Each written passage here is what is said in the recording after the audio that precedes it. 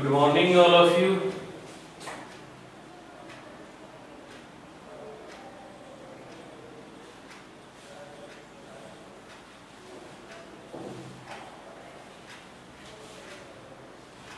Good morning, Vikrant Singh.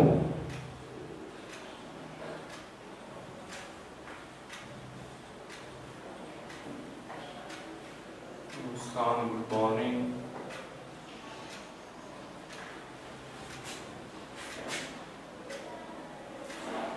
अमन, good morning. चलो सभी को गुड मॉर्निंग। तो लास्ट पॉइंट क्या चल रहा था? कल एक क्वेश्चन दिया था, difference between gravitational force and electrostatic force.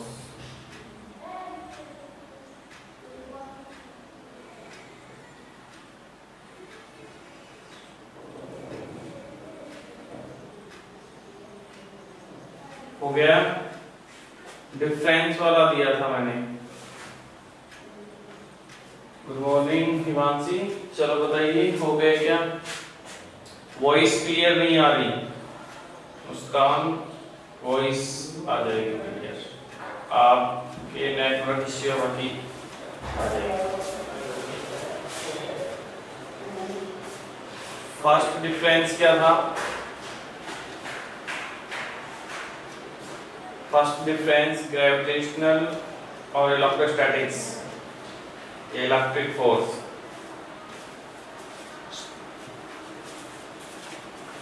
एक मीडियम वाला देखना, दोनों डिफरेंस। चलो मैं वापस लिखवा देता हूं इसको।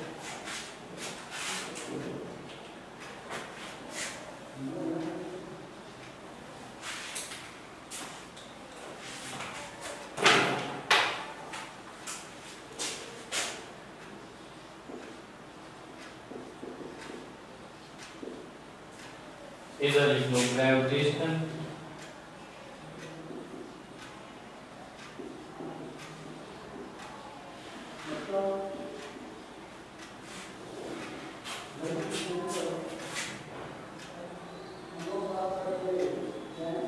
Electrostatic force.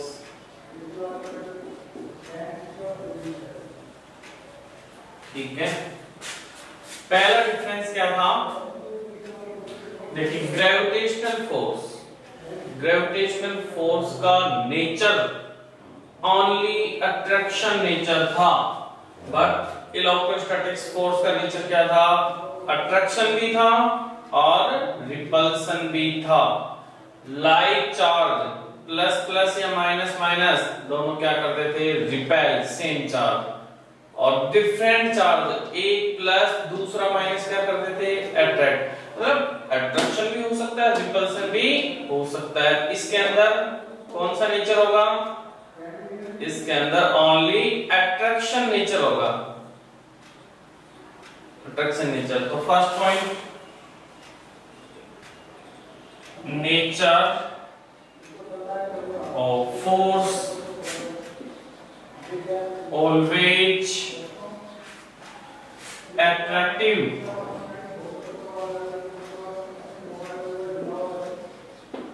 कौन सा था? अट्रैक्टिव। इधर वही first difference, nature of force, nature of force may be attractive और रिपल्सिव। दोनों नेचर होंगे, अट्रैक्टिव और repulsive.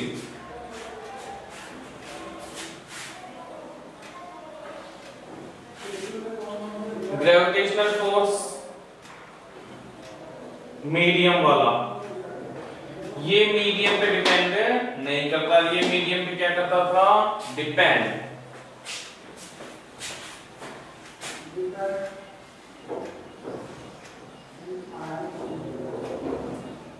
It depend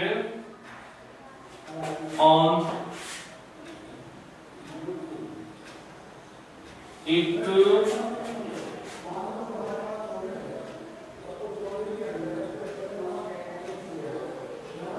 does not depend, it does not depend on medium,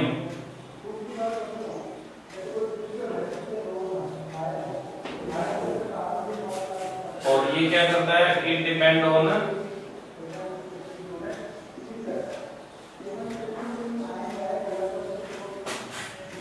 medium.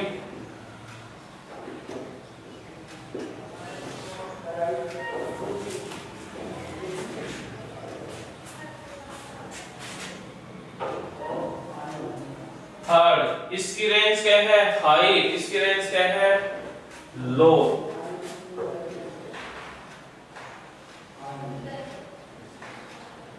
Range is high.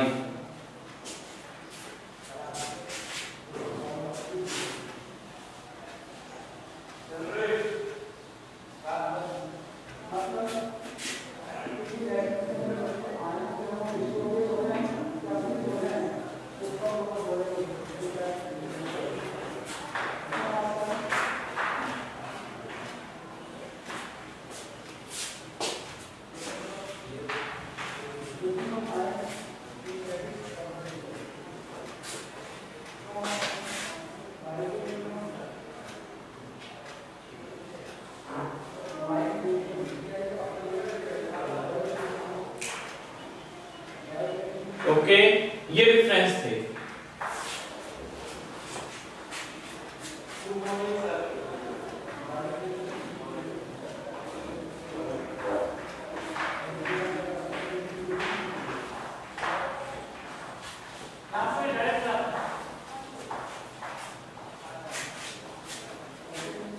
चलो मैं फिर difference है.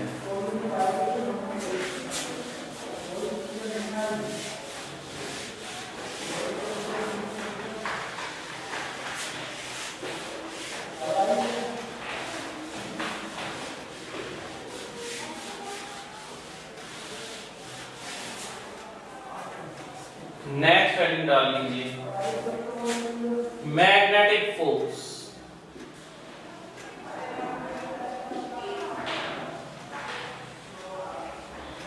Magnetic force अब ध्यान से समझेंगे, इसमें क्या पढ़ना है. मैं एक बार वापस रिपीट कर रहा हूं. सबसे पहले आपने जो पढ़ा था ना, वो क्या था, मास के बिटवीन पढ़ा था, ग्रेविटेशनल फोर्स. ग्रेविटेशनल फोर्स क्या था, दो मास पार्टिकल के बिटवीन एक अट्रैक्शन फोर्स जनरेट होता है. उस ठीक है, कितना फॉर्मूला होता था उसका, F equal to capital G m1 m2 upon r square. m1 m2 mass और r क्या है, डिस्टेंस है. क्लियर, ये था ग्रेविटेशनल फोर्स. दूसरा इलेक्ट्रोस्टैटिक्स फोर्स क्या था, दो चार्ज जब रखे हुए हैं ना पास में, दो चार्ज पार्टिकल जब पास पास में रखे रहते हैं, उनके बिटवीन भी क्या लगता है, एक अट्रैक्शन या रिपल्सन फोर्स लगता है, जिसका मैग्नीट्यूड क्या है, चार्ज के क्या है, डायरेक्टली प्रोपोर्शनल. तो वो चार्ज के बिटवीन एप्लीकेबल था. क्या, चार्ज के बिटवीन एप्लीकेबल था. ठीक है, और ये किसके बिटवीन एप्लीकेबल है, मास के बिटवीन एप्लीकेबल है. तो चार्ज वाला जो फोर्स था, चार्ज पार्टिकल के बिटवीन, चार्ज वाला, वो अट्रैक्सिव या रिपल्सिव होता है, जिसके बारे में हम डिस्कस करें, चार्ज के लिए और मास के लिए. अब एक थर्ड फोर्स आ रहा है, मैग्नेटिक फोर्स. कौन सा, मैग्नेटिक फोर्स. मैग्नेटिक फोर्स क्या था, मैग्नेटिक फोर्स का मतलब ये होता है, कोई भी दो मैग्नेट रखी हुई है, कोई भी दो मैग्नेट या दो पोल हैं, मैग्नेट के दो पोल हैं, चाहे एन पोल हो चाहे एस पोल हो, एन पोल हो या एस पोल हो, ठीक है ना. उनके बिटवीन भी क्या लगता है, एक फोर्स लगता है, वो सेम अट्रैक्शन या रिपल्सन. मैग्नेट, हर मैग्नेट के अंदर क्या होता है, दो पोल होते हैं. एक कौन सा पोल होता है, एन पोल होता है, एक कौन सा पोल होता है, S pole. S pole negative charge की तरह ट्रीट करता है और एन पोल पॉजिटिव चार्ज की तरह ट्रीट करता है. और इस पोल के अंदर एक एबिलिटी होती है, एन पोल या एस पोल के अंदर एक एबिलिटी एबिलिटी होती है। कौन सी एबिलिटी होती है? ये दूसरे चार्ज पार्टिकल को अट्रैक्ट या रिपेल करता है। क्या करता है? अट्रैक्ट या रिपेल करता है दूसरे चार्ज पार्टिकल को। उस एबिलिटी को कहते हैं पोल स्ट्रेंथ। क्या कहते हैं? Pole strength. बच्चों इस पोल स्ट्रेंथ के बारे में 12th क्लास में पढ़ेंगे, आएगा आपके चैप्टर। ये एक इंट्रोडक्शन था फोर्स का, तो मैंने इसको काफी आपको फिर भी डेप्थ में पढ़ा रहा हूं। बाकी आपको जनरल बस उसी के अंदर थोड़ा बहुत है ये 11th क्लास में, बस डेफिनेशन के तौर पे। बाकी कुछ फॉर्मूले नहीं है इसके, बट मैं फिर भी इसको डेप्थ में बता रहा हूं इसलिए ताकि 12th क्लास के अंदर जस्ट पढ़ना ही है आपको, क्योंकि इस बार वैसे भी लेट है तो कुछ 12th के भी हो जाए तो बढ़िया है। तो पोल स्ट्रेंथ, मैग्नेट के पास जो पोल स्ट्रेंथ होती है यही क्या करते हैं? दूसरे चार्ज पार्टिकल को अट्रैक्ट या रिपेल करती है। उस एबिलिटी का नाम क्या है? Pole strength. तो ये पोल स्ट्रेंथ बोलेंगे आप, जैसे वो चार्ज के लिए एप्लीकेबल था तो ये पोल स्ट्रेंथ के लिए एप्लीकेबल है। तो मैग्नेटिक फोर्स क्या था?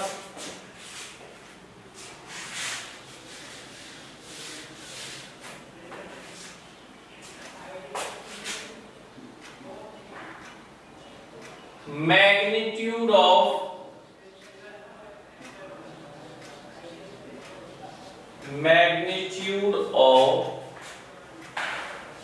magnetic force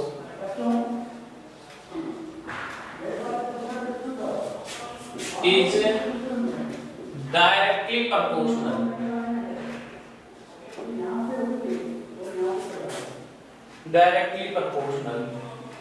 to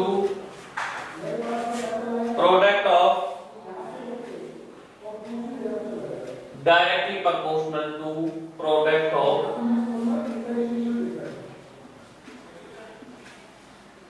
pole of magnet,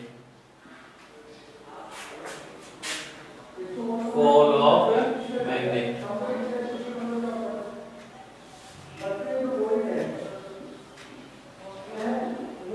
and inversely proportional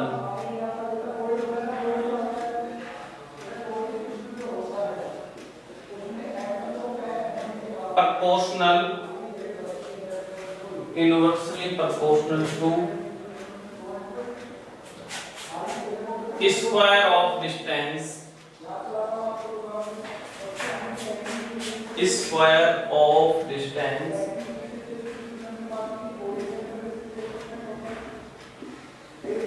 between them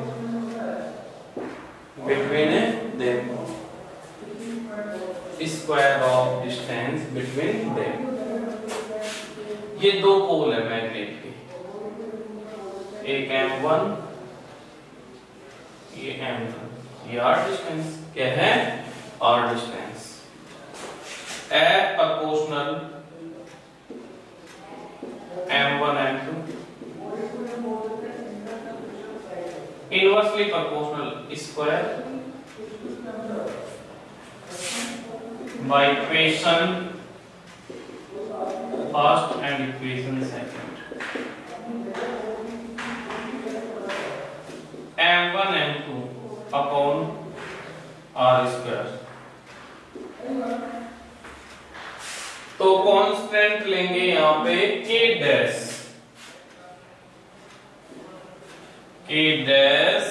M1 M2 upon R square। ये मैग्नेटिक फोर्स का बच्चों फॉर्मूला है, बट याद ध्यान रखना M1 M2 मास नहीं है। क्या नहीं है? मास नहीं है। मैं लिखवा रहा हूं इसको, लिख लीजिए।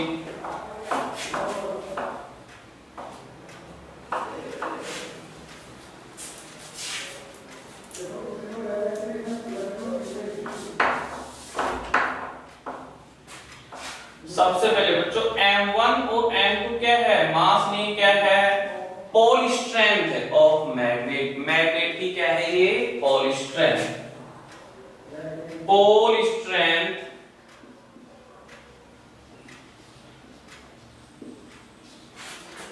Strength of magnet.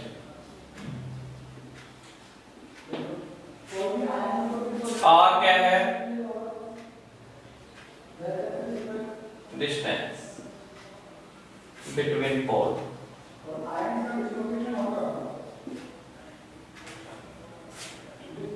डैश, के डैश की वैल्यू कितनी होगी, म्यू नॉट अपॉन 4 पाई, या म्यू नॉट दूसरा कांस्टेंट है, और इसको ऐसे लिख सकते हो डायरेक्ट 10 की पावर -7 m कैस। m कैस में वैल्यू कितनी होगी, 10 की पावर -7 लिख लीजिए बेटा, लिखो इसको। सेम कुछ नहीं, मास इज रिप्लेस बाय पॉलीस्टेन, के capital G is replace by के डैश, वहां के होता था यहाँ के डैश, तो इस के डैश को यहां पे बोलते हैं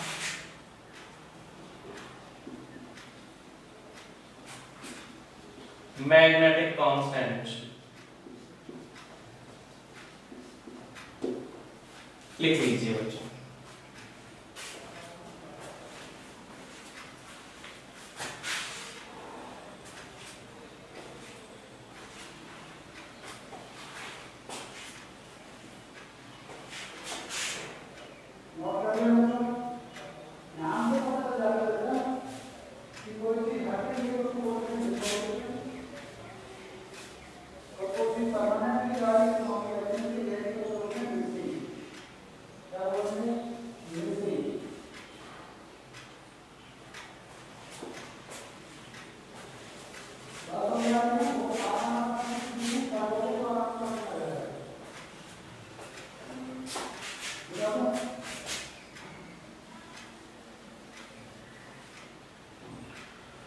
चलो प्रॉपर्टीज देखेंगे इसकी, न्यूमेरिकल तो नहीं देखेंगे, 12th क्लास में आएंगे न्यूमेरिकल।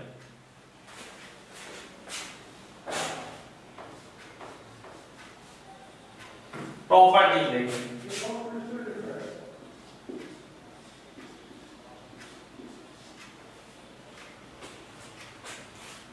क्या है प्रॉपर्टीज। बेटा के इक्वल में क्या था, के डैश को दूसरे कांस्टेंट की फॉर्म में लिखते हैं, ये म्यू नॉट है, ये क्या है, इसको क्या बोलते हैं म्यू, और जीरो लगाने पर क्या बोल देते हैं नॉट। देखिए एक नया सिंबल है, इसको क्या बोलते हैं म्यू, यू की तरह अंदर, और जीरो लगाते हैं क्या बोल देते हैं इसको म्यू नॉट, तो म्यू नॉट 4 पाई, और इसकी कंप्लीट वैल्यू आएगी 10 की पावर -7 आएगी। ओके मुस्कान, ये यूज करना। प्रॉपर्टीज देखिए, इसकी जो प्रॉपर्टीज है ना, लाइक इलेक्ट्रिक फोर्स की जो प्रॉपर्टी है, सारी प्रॉपर्टी वो आएंगी। देखो ये है ना, आपके लिए ये बेनिफिट हो गई, 12th क्लास में आपको कुछ भी नहीं, उससे पहले पता होगा कि मैग्नेट की इक्वेशन कैसे रखते हैं, इसलिए कोई इश्यू नहीं बनेगा, आ जाएगा काफी कंफर्टेबल। सबसे पहली प्रॉपर्टी, फर्स्ट प्रॉपर्टी क्या है, फर्स्ट प्रॉपर्टी ये है भाई, नेचर देखते हैं फोर्स का, अट्रैक्टिव है रिपल्सिव है, दोनों नेचर होंगे, मैग्नेटिक फोर्स भी अट्रैक्टिव और रिपल्सिव दोनों नेचर का होता है। कौन सा, अट्रैक्टिव और रिपल्सिव। अब अट्रैक्टिव और रिपल्सिव नेचर है, तो कब अट्रैक्टिव होगा, कब, जब n पोल या s पोल उनके बिटवीन फोर्स फाइंड करते हो, क्या होगा रिपल्सन, और n पोल और s पोल के बिटवीन फाइंड करते हो तो कैसा आ जाएगा, n और s के बिटवीन कैसा, अट्रैक्शन नेचर। तो n पोल या s पोल इनको बोलते हैं like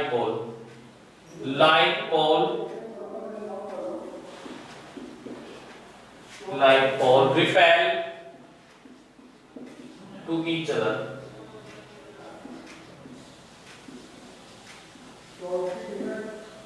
like pole repel to each other, but unlike pole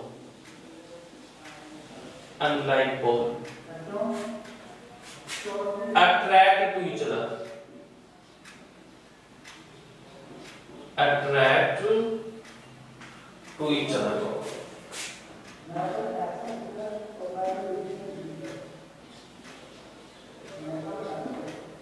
ठीक है। ये n पोल ये s पोल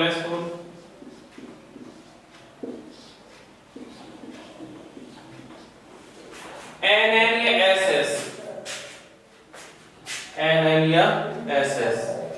ये तो क्या करते हैं, कौन सा फोर्स होगा, रिपल्सन फोर्स, और ये कौन सा होगा, attraction force.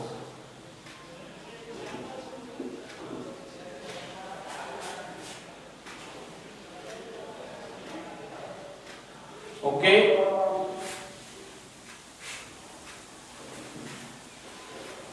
Next property,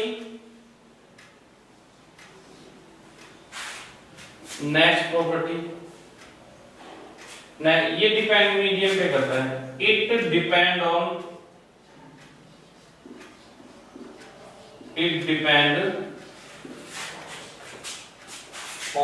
medium. It depend on medium. किस पे डिपेंड करता है ये फोर्स, मीडियम पे डिपेंड करता है। It depend on medium.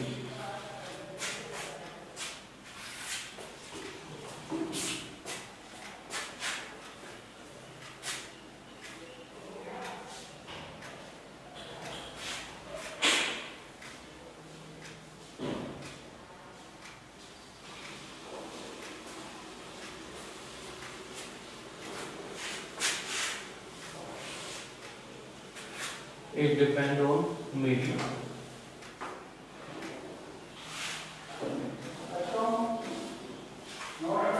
Next, third point.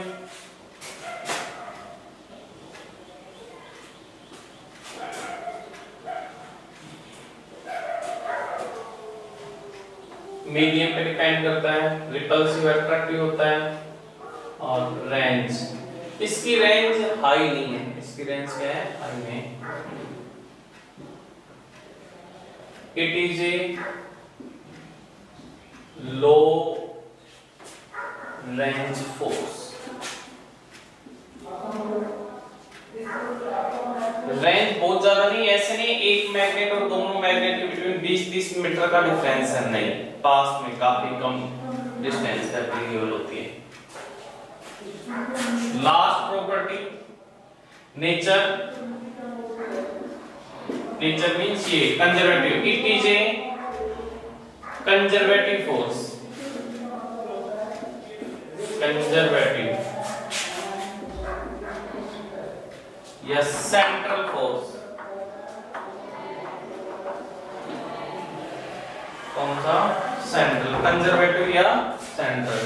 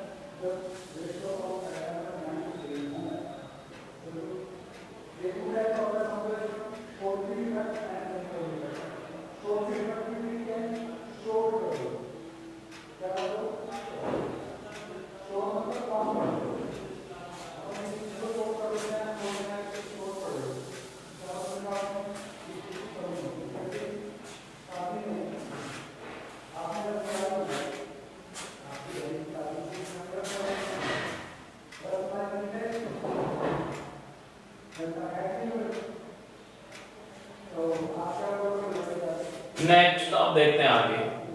अब हेडिंग डाल लीजिए न्यूक्लियर फोर्स।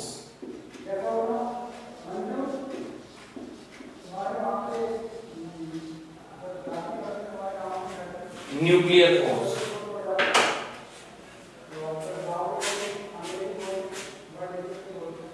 न्यूक्लियर फोर्स क्या होता है देखिए, चलो अब अच्छे से समझना है। न्यूक्लियस, मैं थोड़ा एटम की थोड़ी सी स्ट्रक्चर बता देता हूं।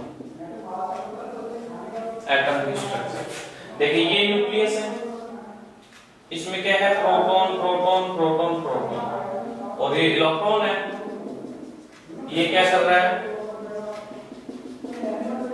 ये क्या कर रहा है, रिवॉल्व कर रहा है। इलेक्ट्रॉन एटम के अराउंड क्या कर रहे हैं, रिवॉल्व। ठीक है, कोई इश्यू नहीं है।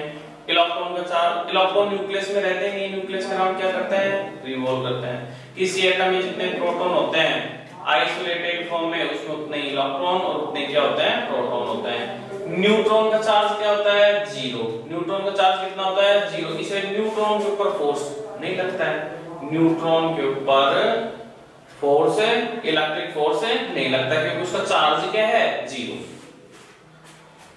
तो देखिए, ये प्रोटॉन प्रोटॉन है न्यूक्लियस के अंदर। प्रोटॉन का भी चार्ज कौन सा है, पॉजिटिव। दूसरे प्रोटॉन का भी चार्ज कौन सा है, पॉजिटिव। तो प्लस प्लस चार्ज एक दूसरे को क्या लगना चाहिए, रिपल्सन करना चाहिए। क्या करना चाहिए, रिपेल। बड़ा ध्यान से समझो इसको, बहुत अच्छा है, मतलब यूनिवर्स को समझने का अच्छा कॉन्सेप्ट है। तो ये प्रोटॉन प्रोटॉन एक दूसरे को क्या करेंगे, रिपेल करेंगे। क्या करेंगे, रिपेल। ये प्रोटॉन इसके इधर तक हमारे रिपल्सन का मतलब एक दूसरे से दूर जाना। ये इधर जाएंगे, ये इधर जाएंगे, ये इधर, और ये इधर, और ये इधर। रैंडमली डायरेक्शन के अंदर ये प्रोटॉन क्या करेंगे, मूव करेंगे। प्रोटॉन सेंटर से अवे होंगे, सारे सारे क्या होंगे, अवे। एक दूसरे से क्या जाने की कोशिश करेंगे, दूर जाने की कोशिश करेंगे। क्लियर। इसका मतलब क्या हुआ, इसका मीन ये हुआ कि इस न्यूक्लियस के अंदर प्रोटॉन क्या नहीं कर सकते, सारे स्टे नहीं कर सकते। प्रोटॉन क्या नहीं कर सकते, स्टे कर ही नहीं सकते, रुक ही नहीं सकते इसके अंदर, क्योंकि इन प्रोटॉन प्रोटॉन के बीच में कौन सा फोर्स लग रहा है, इलेक्ट्रोस्टैटिक फोर्स लग रहा है। कौन सा लग रहा है, इलेक्ट्रिक फोर्स लग रहा है। कौन सा force, electric force. Proton proton के बीच में कौन सा फोर्स लग रहा है, इलेक्ट्रिक फोर्स, इलेक्ट्रोस्टैटिक फोर्स लग रहा है। ये न्यूक्लियस के अंदर स्टे नहीं कर सकते। न्यूक्लियस के अंदर क्या नहीं कर सकते, स्टे नहीं कर सकते। और फिर भी एटम बना हुआ है, इसका मतलब क्या होगा, कुछ ना कुछ होगा। अब मैं एक छोटा सा एग्जांपल दूं भाई, इस यूनिवर्स के अंदर, इस दुनिया में जो भी सबस्टेंस बना हुआ है, जो भी ऑब्जेक्ट बना हुआ है, किनसे मिलके बना हुआ है भाई, एटम से। क्योंकि स्मॉलेस्ट से स्मॉलेस्ट यूनिट क्या होती है, एटम। क्लियर। एटम होता है स्मॉलेस्ट से स्मॉलेस्ट यूनिट। तो एटम है तो बेटा फिर किसी, जैसे इस मार्कर का ही फॉर्मेशन है, तो बहुत सारे एटम मिले हुए हैं, तो वो मॉलिक्यूल हो गए। मॉलिक्यूल मिल करके इस मार्कर का फॉर्मेशन कर रहा है। मॉलिक्यूल मॉलिक्यूल मिल करके, मॉलिक्यूल मॉलिक्यूल मिल करके इस मार्कर का फॉर्मेशन कर रहा है। कौन सा फोर्स लगा रखा है, अट्रैक्शन। क्योंकि इन हर एटम, हर मॉलिक्यूल एक दूसरे को क्या करते हैं, अट्रैक्ट करते हैं, और अट्रैक्ट करके तभी तो ये मार्कर का फॉर्मेशन क्या है, पॉसिबल है। मार्कर क्या है, बना हुआ है। क्लियर। तो ये मार्कर क्या है, बना हुआ है। तो ऐसे बहुत सारे एटम मिलकर के, बहुत सारे एटम मिलकर के, तो ये मार्कर का, दुनिया में जो भी सब्सटेंस है, दीवार बनी है, बहुत सारे प्रोटॉन है, बहुत सारे एटम है, मॉलिक्यूल है, मिलकर के बने हुए हैं। तो ये इन दीवार, इस दीवार में जो एटम है, एटम के अंदर प्रोटॉन प्रोटॉन एक दूसरे क्या करना चाहिए, ये तो अट्रैक्शन फोर्स लग रहा है, तभी दीवार का फॉर्मेशन, तभी। और ये एक दूसरे क्या करना चाहिए, दूर करना चाहिए। क्या करना चाहिए, दूर करना चाहिए। लेकिन ये तो दूर नहीं है, ये तो बहुत ही स्ट्रॉन्ग फोर्स। और ये भी पढ़ा था, कोई भी सब्सटेंस 3 टाइप का होता है, solid, liquid and gas. Gas के अंदर अट्रैक्शन फोर्स वीक होता है, इसलिए मॉलिक्यूल दूर दूर होते हैं, थोड़ा सा बिल्कुल यूजली बाउंडेड सब्सटेंस बनाते हैं। लिक्विड में थोड़ा ज्यादा होता है, सॉलिड में बहुत ज्यादा होता है अट्रैक्शन फोर्स। इसका मतलब ये अट्रैक्शन फोर्स कहां से आता है, कौन अवेलेबल करता है, यही तो थ्योरी है, यही न्यूक्लियर फोर्स है। मतलब क्या हुआ कि न्यूक्लियस है ना, न्यूक्लियस में भी ये प्रोटॉन एक दूसरे को धक्के देकर के दूर दूर चले जाने चाहिए, क्योंकि रिपल्सन फोर्स है। रिपल्सन के कारण क्या होता है, दूर जाते हैं, रिपेल करके एक दूसरे से खींच करके तो दूर चले। लेकिन फिर भी एटम का फॉर्मेशन है, इसका मतलब इसमें कोई ना कोई नई चीज है। तो नई चीज क्या है, न्यूक्लियर फोर्स लग रहा है। इसका मतलब इस यूनिवर्स में एक फोर्स और होता है जो क्या करता है, ये दुनिया में जो भी सब्सटेंस बने हो सबको अट्रैक्ट करके खींच करके रखता है। सॉलिड में सबसे ज्यादा होता है, लिक्विड में थोड़ा कम, गैस में ऐसे बिल्कुल खींच करके रखता है। तो उस फोर्स को क्या कहते हैं, न्यूक्लियर फोर्स। क्या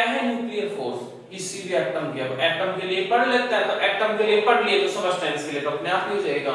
मतलब सबस्टेंस के अंदर होते हैं मॉलिक्यूल, मॉलिक्यूल में क्या होते हैं एटम। तो अब कहने का मतलब क्या हुआ, किसी भी एटम के अंदर, किसी भी एटम के अंदर बहुत सारे प्रोटॉन हैं, और ये प्रोटॉन प्रोटॉन है ना, ये इलेक्ट्रोस्टैटिक फोर्स लगाते थे, इसके कारण दूर जानी चाहिए नहीं, लेकिन इनके अलावा कोई ना कोई एक ऐसा फोर्स होगा जिसका नेचर इस रिपल्शन की बजाय क्या होगा, अट्रैक्शन होगा। और अट्रैक्शन की वैल्यू है ना इतनी ज्यादा होगी, मान लीजिए प्रोटॉन प्रोटॉन एक दूसरे के ऊपर 1 न्यूटन का फोर्स लगा रहा है रिपल्शन, तो न्यूक्लियर फोर्स है ना इसका 60 टाइम्स होता है, वो इनको अंदर की तरफ धकेलता है, अट्रैक्शन करता है, अट्रैक्ट करता है, तब जाकर के किसी सब्सटेंस का क्या है फॉर्मेशन। तो क्या है न्यूक्लियर फोर्स है, किसी भी एटम के अंदर जो न्यूक्लियस होती है, तो न्यूक्लियस के अंदर प्रोटॉन होते हैं, न्यूट्रॉन होते हैं, प्रोटॉन न्यूट्रॉनों को आपस में बाउंड करने के लिए, होल्ड करने के लिए जिस फोर्स की रिक्वायरमेंट होती है दुनिया में, उस फोर्स का नाम दिया गया है न्यूक्लियर फोर्स। लेकिन न्यूक्लियर फोर्स केवल एटम की न्यूक्लियस में ही एप्लीकेबल है, न्यूक्लियस की आउटसाइड पॉसिबल नहीं है। न्यूक्लियर फोर्स की रेंज सबसे कम होती है, सबसे कम, इलेक्ट्रोस्टैटिक फोर्स से भी क्या होती है कम।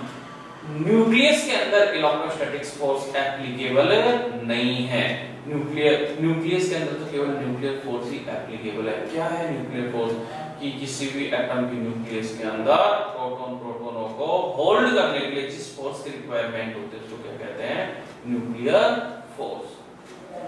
अब लिख लीजिए,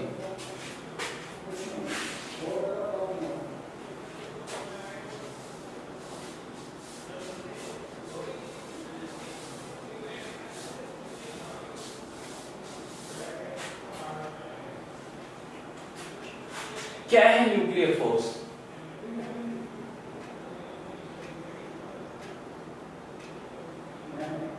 force which hold the proton in the nucleus,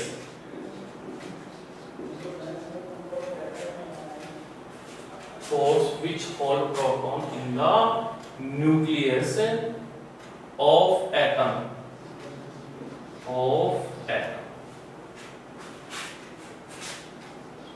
is called nuclear force, is called nuclear force, is called nuclear force। ये अब प्रॉपर्टीज देखिए, प्रॉपर्टी, अब न्यूक्लियर फोर्स का कोई फॉर्मूला नहीं है। देखिए न्यूक्लियर फोर्स को किसी फॉर्मूले से कैलकुलेट नहीं कर सकते, न्यूक्लियर फोर्स को तो क्या करते हैं, ऑब्जर्व कर सकते हैं। मुस्कान आपके मोबाइल में प्रॉब्लम है आज, बाकी सभी लोगों को काफी अच्छी आवाज आ रही है, या आप बोले नेटवर्क इश्यू है, स्पीड स्लो होते हैं, बस वॉइस का कभी स्क्रीन का ये इश्यू आने लग जाता है। तो फर्स्ट प्रॉपर्टी, सबसे पहले न्यूक्लियर फोर्स का ओनली जो नेचर है ना, वो कौन सा नेचर है, attraction force. Nature of nuclear force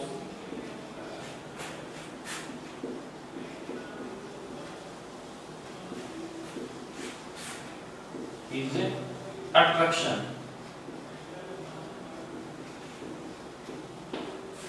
कौन सा नेचर है, अट्रैक्शन नेचर है। Second property,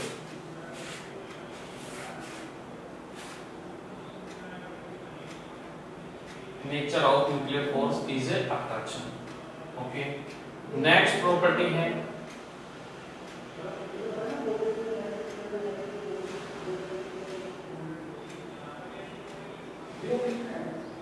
nuclear force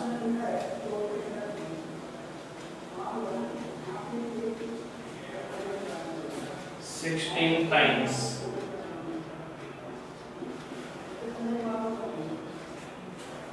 nuclear force 16 times strong to the 60 times strong to the electrostatic force.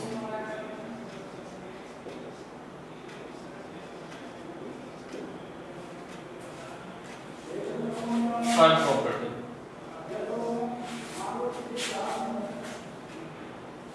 ठीक है। अब देखते हैं थर्ड प्रॉपर्टी देखते हैं। Magnitude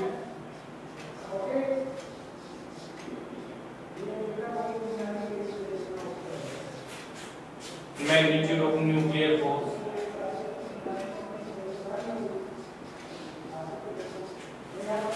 magnitude of nuclear force does not depend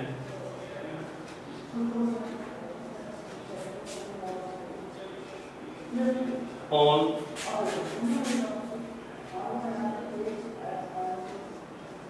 mass and charge। किस पे डिपेंड नहीं करता? मास और चार्ज पे डिपेंड नहीं करता।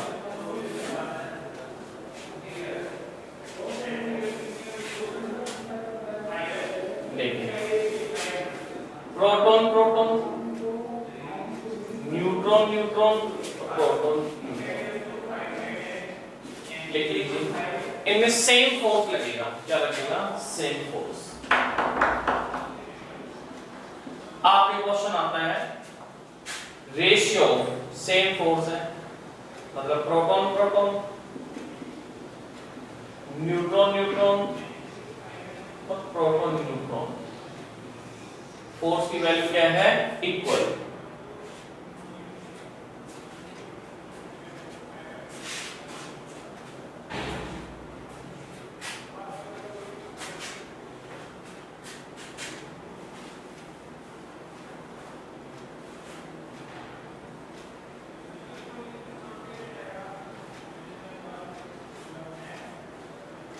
हो गई प्रॉपर्टी।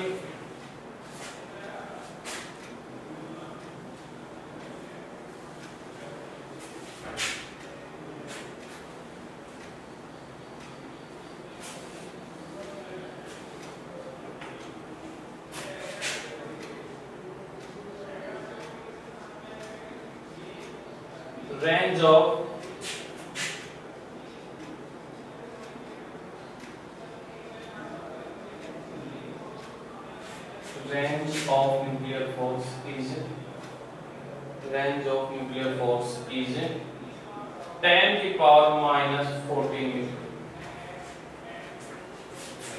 यानी कि इनसाइड द न्यूक्लियस के अंदर एप्लीकेबल।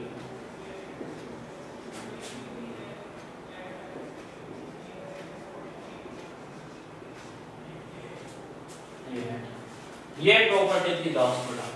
तो इसी के साथ अपना टाइम भी हो जाता है। इनको याद कर ले। क्वेश्चन कैसे आएंगे? बस ये आएंगे, प्रॉपर्टी से रिलेटेड डिफरेंस पूछ ले, कंपैरिजन पूछ ले, ये क्वेश्चन आएंगे। Thank you.